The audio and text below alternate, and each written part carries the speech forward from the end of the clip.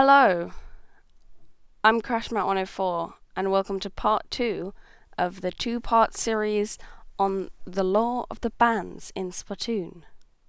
Last time we finished on Despair, so we're going to start off with my favourite band in all of Splatoon, Chirpy Chips, or ABXY in Japan, has a high-energy, sparkling electronic sound. They're a chiptune style band with mostly electronic instruments. Peruko is the band's synth player and vocalist who makes music with old Nintendo consoles? Doesn't make sense. How did they survive the flooding of the earth? And how did the old consoles make such advanced synth sounds as heard in their songs? She's seen in the Splatoon 2 album cover using 2 Game Boys, a GBA, a Game Boy camera, a Famicom Super Scope, a DS, and a strange purple thing that may or may not be an old game console or just a lump of plastic. Back on topic, Peruko has an unusual listless singing style and is apparently unmotivated. She also has a clownfish in her hair which is dying of neglect. You know, this Peruko may make some amazing music, but maybe should never get a pet, ever. Noiji is the band's guitarist and does some singing in the chorus. He used to play in a punk band called Barry Barry and has a lot of energy. He was also the main person who formed the band. He has an uncontrollable urge to run down slopes, which I think he should see a doctor about because he could seriously hurt himself. Although squids have no bones, so would he hurt himself?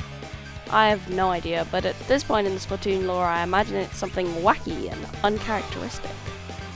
Ryan is the band's bassist, composer, and leader.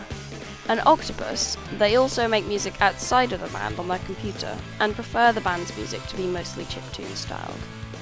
Shikaku is the band's drummer, and is the oldest and most experienced of the group.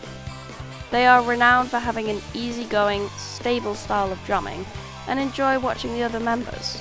Apparently they get crabby once a year, which would make sense, because they're a crab. They also look like the most chill person I've ever seen. I know for the other bands I've just have their music playing in the background, but I love Chirpy Chips, so just have a minute of Blitz It.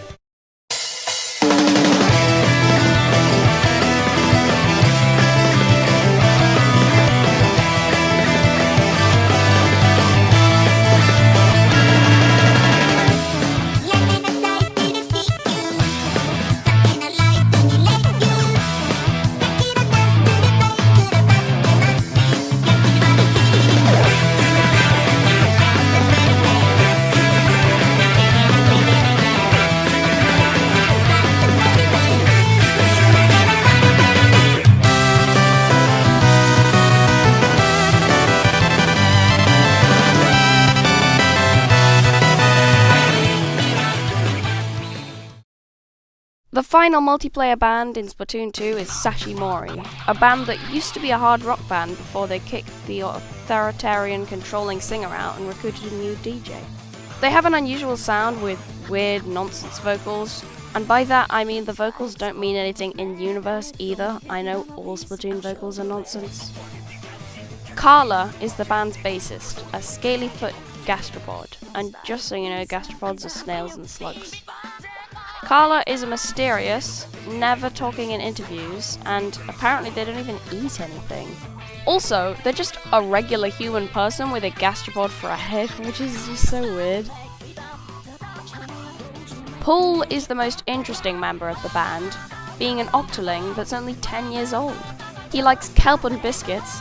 Tanglebottom might want to be careful around this kid being made of seaweed. And Paul often remixes songs from the like of DJ Real Soul and even DJ Octavio.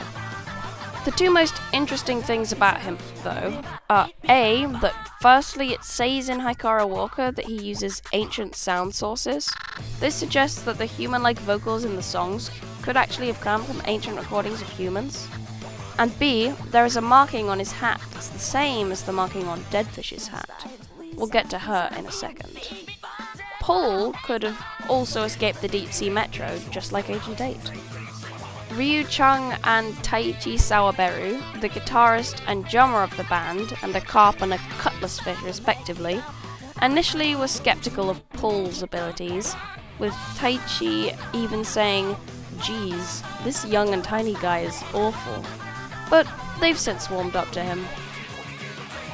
Quick spoilers for Octo Expansion, they will be over at the time I will put on screen. And now, as the musician with the saddest story of all of Splatoon, Mizuta Ahato, also known as Deadfish, an octoling with a vaporwave style who created the music that plays in the underground stations in Octo Expansion. She was a rising star DJ who, in her quest for musical perfection, travelled to a subterranean test facility, which is obviously Kamaboko. In the test facility, she was sanitized, and little of her former self remains as she stands at her turntables and creates music whilst tangled in wires.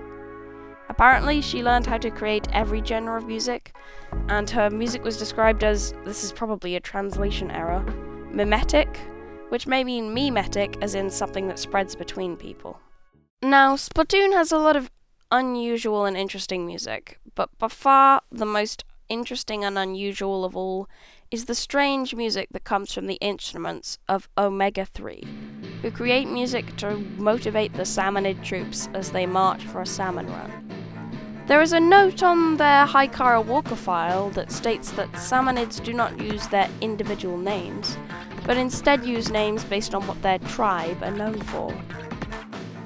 My favourite member of the band, the cellist, the first child of Ulgin, the hidden blade of Yakiharas, is an older Salmonid in their 50s, and the composer and leader of Omega 3.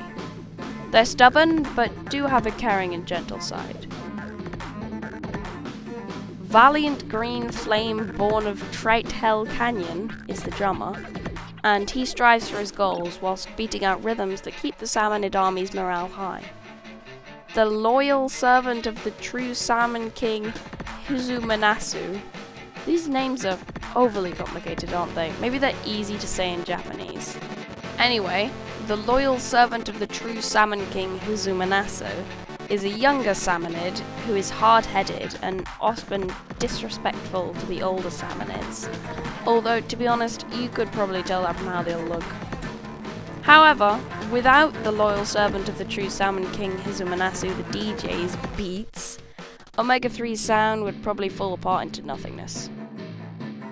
The final band, or duo in this case, is the idols of Splatoon 2, Off the Hook. They have a pop style similar to the Squid Sisters with lots of synthesizers. However, they're able also to play other kinds of music, such as the industrial style music in their song Nasty Majesty. Unlike the Squid Sisters, Off the Hook produce their own music.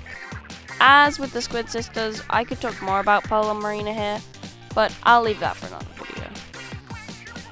Aside from a few minor musicians like DJ Octavio and DJ Real Soul that we don't know much about, that's all the lore for the bands of Splatoon 1 and Splatoon 2.